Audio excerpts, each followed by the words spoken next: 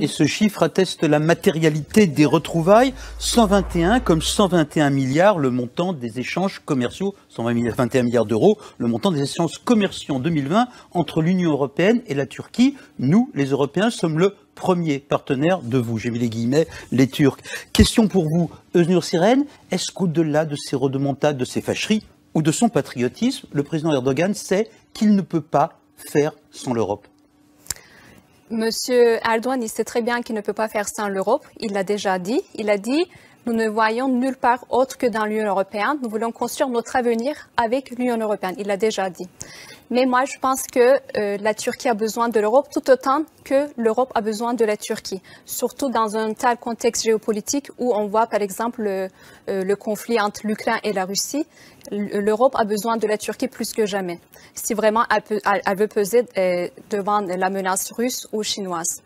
Et la Turquie, c'est un pays qui est à la fois important, comme vous avez dit, sur le plan commercial, mais aussi c'est un pays qui protège les frontières de l'Europe contre les menaces terroristes, à la fois contre les menaces terroristes de Daesh, du PKK, des YPG, mais aussi c'est un pays qui apporte beaucoup en termes de partage de valeurs avec l'Union européenne en tant que pays musulman, à majorité musulmane. Aujourd'hui, si l'Union européenne veut donner un message d'apaisement au monde musulman, elle doit s'afficher avec un pays comme la Turquie, un fort allié et qui peut lui permettre de peser dans le monde. Öznur Siren, est-ce que la population turque fait preuve de ressentiment vis-à-vis de cette Union européenne qui donne des leçons de morale et de démocratie, mais qui n'est pas capable d'assumer sa part du fardeau des réfugiés, je veux dire humainement, dans sa société? Alors, si il y a 10 ans, vous demandez à n'importe quel Turc s'il est favorable ou pas à l'adhésion de la Turquie à l'Union européenne, il aurait dit oui, je suis favorable. Aujourd'hui, par exemple, sur les réseaux sociaux, moi j'ai réalisé une enquête, un sondage, et la majorité a dit non. Pourquoi? Il y a 3 raisons à ça. Premièrement, l'Union européenne a toujours un langage de la carotte ou du bâton envers la Turquie. Toujours, en fait, si tu respectes nos règles, ok, on va te donner plus d'argent pour les réfugiés, on va faciliter les visas pour les ressortissants, mais si tu ne respectes pas les règles, on va t'imposer des sanctions. Et vraiment, ce langage, c'est pas seulement contre le président turc, il faut le comprendre, c'est contre toute une population. Donc, ça crée un sentiment anti-européen chez les Turcs. En plus de ça, ça pousse la Turquie à se diriger vers d'autres pays comme la Chine, la Russie, comme vous voyez. Et à côté de ça, il y a un autre problème qui est encore plus important pour moi, c'est l'approche de 2 poids, 2 mesures.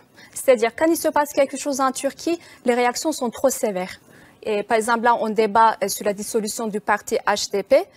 Deuxième parti d'opposition, seul parti qui fonctionne sous un système de parité absolue entre hommes et femmes. Oui, mais en fait, il y a vraiment un problème de compréhension des dynamiques internes de la Turquie. C'est un parti qui a des liens avérés avec le PKK. C'est une organisation terroriste qui a fait plus de 40 000 morts depuis 1984 le parti en indépendantiste Turquie. kurde.